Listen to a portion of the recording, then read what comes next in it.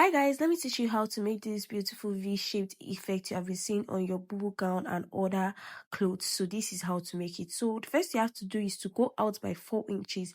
Your material should be folded into 2. I hope you know that. Then the next thing you do is to go down by your desired depth. So you can go down by 7 inches, 8 inches or 9 inches. It totally depends on what you want and how you want it to be. So I'll just be going down by 8 inches. I hope you can see. Now from this point, from that 8 inches point, I'll go out by half an inch. I hope you understand. Then I'll be connecting from this 4 inches point to that half an inch point we marked. I hope you see.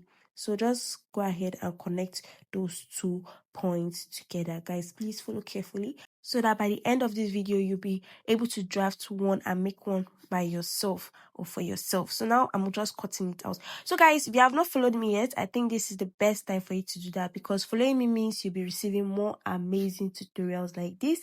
And if you know anyone that this video will be helpful to, share this video to them. Now if you have done that, thank you very much. Now back to the video. You can see I've opened it up.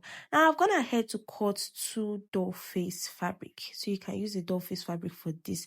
And you can see it's 2, so the length is 14 inches. You can use 15, just totally depends. Then the width is 3.5 inches. So the main width I need is about 3 inches. The half inch is for stitching allowance. Please guys, I hope you understand.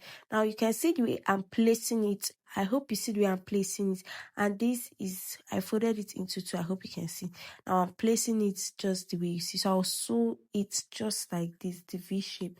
Now from this point here, I hope you see, I'll go down by half an inch on those 2 points. See guys, I hope you're seeing. So just look carefully. That is how I'm going to sew it out. Now I'm going to just sew it like this using half an inch and just reach there. So you can see guys, I'm done sewing it out, and now this is how it looks like. I hope you see the half an inch I was showing you.